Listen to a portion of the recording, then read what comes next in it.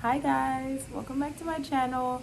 I wanted to do a video talking about the 5 things that I have learned in my 20s. I've learned a lot more things. I've learned so much things or so many things.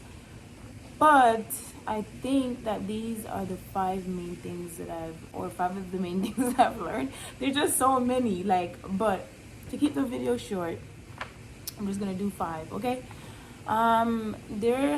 There's been so much that I've learned, so many things that have grown me, many things that have knocked me down, but God has used everything that I've learned for the greater good. Um, Before I entered my 20s, I was kind of naive. I was kind of very traumatized. I didn't really know, well, I thought that I knew where my life was going because I had a set plan for every single thing, but you know, I always hear people say, oh, like you in your 20s, this is the time where you're not gonna have anything figured out. And I always thought my life is completely figured out. Like I have everything, all the plans. I went to college and all these things. I'm gonna get married by this date. I'm gonna have kids by this date. I'm gonna have a circle of friends by this date. I'm gonna live here, and everything's gonna be rainbows and butterflies. Oh well, reality set in, and none of that happened. um, but I've learned so much, and honestly, I'm so thankful to God for where I'm at and what He's teaching me and where I'm going. I'm still in the process of growing and learning, but I knew that it's all just a way to build my character, a learning experience. But I wanted to share this, and at the end of the video, I kind of want to also give you guys some encouragement. If you're in your 20s and you feel like it's not what you want it to look like,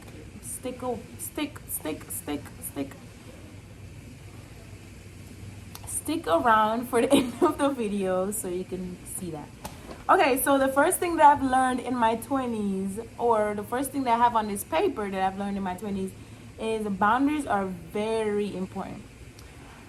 I Let me tell you, because I didn't even learn this until a couple of years ago, okay? I always thought that boundaries was selfish. I would break my neck to be there for my friends. I will break my neck, and when they don't break their neck for me, I will feel like they don't love me, they don't care about me, because I'm over here breaking my neck for you and you're not breaking your neck for me. You're like, what are we doing here? But honestly, when you have boundaries, it shows that you have respect for yourself. It shows that you're not going to just let everybody walk all over you. And also, it's necessary. It's necessary to grow a friendship. It's necessary to grow like your family dynamic, your family relationship. It's just necessary because it shows that you know your self-worth for one, and it doesn't allow other people to take advantage of you. If you don't have any boundaries in your relationship, they're going to fade away. They're not going to last because they don't respect you, and it's natural. Even if they don't try to, they are going to end up taking advantage of you because, I mean, you don't have any boundary lines, so it's easy for anybody to just come in and do whatever they want to.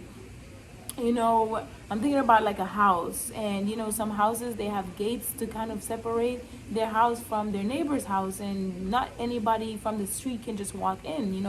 There's a gate to protect them, to cover them. So it's like boundary is there to protect you and to protect the relationship and to protect the other person as well. It's there so that your relationship can grow.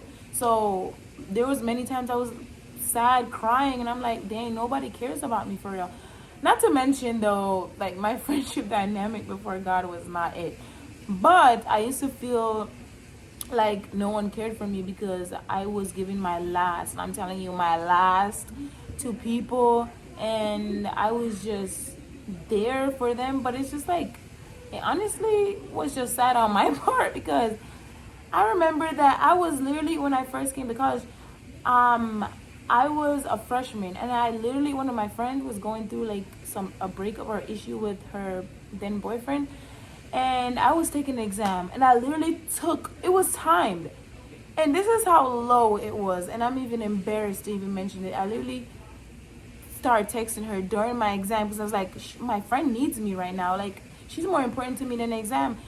granted, that is true, but I could have been there for her after my exam. My exam was very important. I'm not able to retake that, but my friend is still going to be there. So that's the thing. It's like, if someone is not doing that for you as well, that's not a bad thing. Honestly, that just shows that they respect themselves. So don't be mad when someone is saying no. It's important to say no, which is another part of boundary.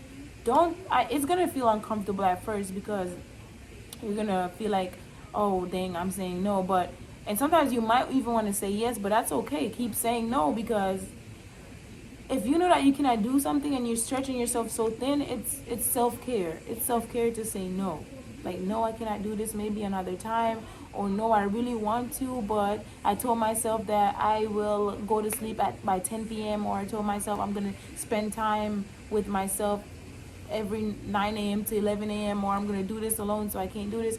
It's okay to not do everything. It's okay to say no. Number 2 is healing is needed to grow. I always knew that healing was good and it was necessary, but I didn't really understand the depth of that. And I was honestly focusing on myself. I'm a Christian, so but back then though I wasn't. I really didn't understand healing. I would go into a lot of relationships seeking that love and validation and that identity and attention, and I didn't get it because I didn't love myself. So how am I expecting other people around me to love me and to show me that love when they didn't show me that love that I was desperately looking for and desperately needed? Mind you, I could only get it from God, but I didn't know that at the time. But when I was looking for these love and stuff like that, I would just get trashed because I didn't know what I deserved. So I would put up with a lot of things. You definitely need to learn. You definitely need healing, and you definitely need self-love and self-care. Taking that time out. If you don't know how to love or even start to heal, just take out some time, like a time portion of the day where you really just focusing on things that you love. If you like painting, drawing, if you like writing poems, self-care, do your makeup, do your skincare routine, spend some time watching your favorite movies, learn a hobby or two, start taking nature walks. Do things that brings you joy and brings you peace. Okay, read the Bible more, pray more. Or if you have enough money, you can go to therapy. But healing is definitely needed. You cannot have a successful relationship if you don't heal, because then those things are your blood is gonna spill. You're gonna bleed onto other people if you're not healed, okay? And you're gonna get codependent. You're gonna rely on people and all that. It's just not good. So it's definitely have taught me, the relationship that I've had, and it showed me how much trauma that I've had, and I brought those trauma into my relationships, and God did the ultimate healing. Okay, He definitely healed me a lot, but at first you have to recognize that you need healing. But because you cannot love others properly if you cannot love yourself. And we are called to love people just like we love ourselves. But if we're treating ourselves like trash, we're going to treat people like trash. Obviously the Bible's talking about that love from God, like love people the way, like that good love. But if you don't know what that looks like, ultimately you get that good love from Jesus Christ. Okay, the Bible tells you exactly what love is and how to achieve it from God. So definitely healing, and I'm still healing. Healing is a process. It goes on and on and on. There's going to be things that trigger you, and different people takes different things out inside of you. It's okay. Be patient with yourself. The third thing is comparison is the thief of all joy. Let me tell you, it's so important not to compare. So important, because think of it this way. When you compare yourself, it's not going to make anything better in your life. It's not going to rush the process in your life at all. If anything, you're just looking at your life and you're just feeling even worse. And now you have animosity towards people that you're comparing yourself to in your life to. And now you don't want to be around them. And now you're jealous and now you're envious. And it's like, it doesn't help. And you're not going to get anything from God. And nothing in your life is going to go the way that you want it to go if you're comparing. Because it's hard. It can be hard seeing people, your friends, being where you're at, or people on social media, your classmates, being where you're at. It can be hard. I'm out of focus. But it can be hard to see people where you're at. And and sometimes we're going to feel that way. We're like, dang, I wish I was there, and it's gonna make us sad. But that should only push us to first always celebrate people. It's important to celebrate others' blessings while being expectant that yours is gonna come. But comparison, looking at other people, it could be inspiring. You can turn that comparison into being inspired and say, okay, they're doing this, so I know that I can do it too. Let me get on my grind. Let me get on my hustle. If you don't know where to start, is there people around you we can talk to? Research, YouTube, everything is accessible. But comparison is gonna make you feel like you want to give up. It's gonna make you feel like, oh well, I'm not even trying. I mean, I'm not even going where I'm going where I want to. What's the point? They just started going, and it seemed like they're taking off, and I've been doing it for a year or two. But you never know what's going on in someone's life and where, like, what they've been through so that they can get where they're at. You never know. And you just don't know someone's pathway or their shoes, so it's best just not to compare. As well as, if you know that God can do it for someone else, you know that He can do it for you as well. Okay, and that's something that I've told myself, because in the beginning I used to compare a lot. Even in my walk, my Christianity, I was like, oh well, they look like they're better, or they're doing something that I'm apparently not doing, because my life doesn't look like theirs. But we all have different walks, and just be diligent, be hardworking. The enemy wants you to get in your head and tell you that you're not doing enough, just to give up. But don't give up. Comparison make you want to give up, but you don't know how close you are to get where you wanting to go. So don't give up. I was gonna say something else about comparison, but I kind of forgot. I think I was gonna say that when you sometimes it seems like it's taking a long time for us to go where we're at, but it's not that it's taking a long time. It's just that it's what's required. And sometimes it seems like somebody just been working on something for like 10 days and they're already ahead of you. But we all have, I think I already said that, right? We all have different backgrounds and stuff like that. And God isn't stingy. So what He can do for them, He can definitely do for you. Focus on the promises that God has for you, and congratulate people and be happy for people. And because you would want them to be happy for you too, and to know that, be expectant. Okay, faith, you have to have faith that these things are going to happen in your life too. So number 4 is be selective about what and who I let in my life. Okay, back then, let me tell you, I didn't have that much, I had trust issues and everything like that, but I felt like I still would open up to people that I shouldn't be open up to, and I would share where I was going with certain people, and then as soon as I share it, it wouldn't happen.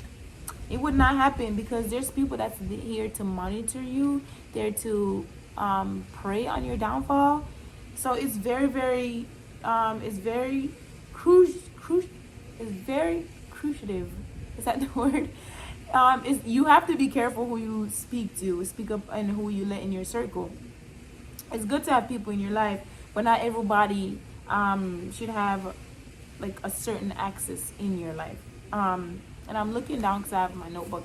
But certain things about you, not everybody should know. Okay, there should be a circle, and in that circle is your close friends, and outside of that circle is like your casual friends, or your close people that you can still go to.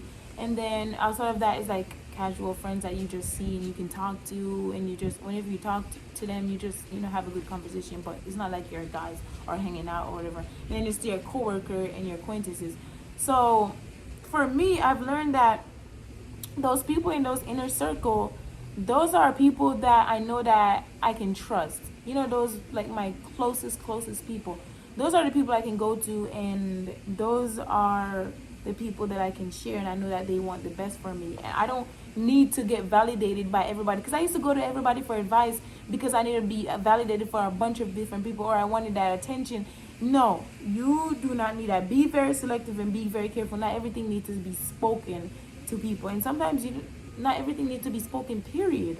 Um, so yeah, also like I said, be selective on what you hear. What type of music are you listening to? Are you listening to these depressing songs? Watching these different type of movies like, I don't know, scary movie? I don't like scary movie. Okay, never liked it even before I came to Christ. Never liked it. But where are you taking information? Who are you taking information from? Who are you spilling your guts from? Because ever since I stopped, and don't mistake this for discerning from being suspicious. It's one thing to be overly suspicious, because then that's fear and there's no peace in that, than to be discerning and judging good from bad and being careful and using wisdom, not to go around and just spreading your business. Okay, but we're not talking about trust issues that you're so scared not to open up, because we all need people, and it's okay to share certain things with people because we need a community.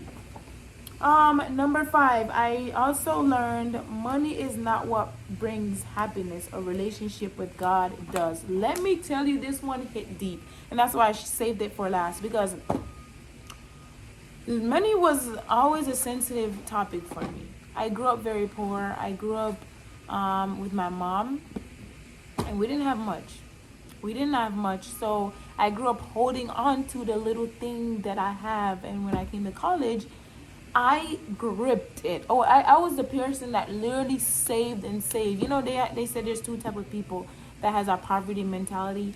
One that spends and spends and spend, and they cannot save anything, and the other one that just saves up everything they can enjoy themselves. That was me, okay? Because I was scared to ever be in that position again. Thank God for the deliverance, but money, like, I would have money and still would lack joy and peace, because I was still depressed. I still didn't know what love was. I still was depending on, I didn't have a purpose in life, and I didn't know where I was going. I was just in the motion, seeing other people enjoying their life, and I didn't enjoy anything. I was upset, always angry, always looking at my life, soaking in self-pity. Look, self-pity is not going to bring you anywhere. It's only just going to make everything worse. It's not going to make you feel, like, sometimes we're so addicted to sadness, and we're so addicted to feel depressed that it's the first thing that we turn to. It's like it gives us this endorphin that we don't even know, because we're like, okay, this is, at least I can depend on my sadness. It makes me feel better.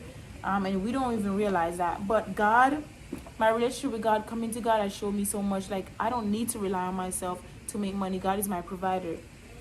He will provide for me. He will take care of me. And I'm telling you, it took a lot for God to deal with me and heal me in this particular situation, because the more I was depending on money and chasing money, the more that money was running away anyways. I wasn't getting it because I literally put it in my forefront of my mind. And the Bible says the love of money, not money himself, but the love of money is the root of all evil.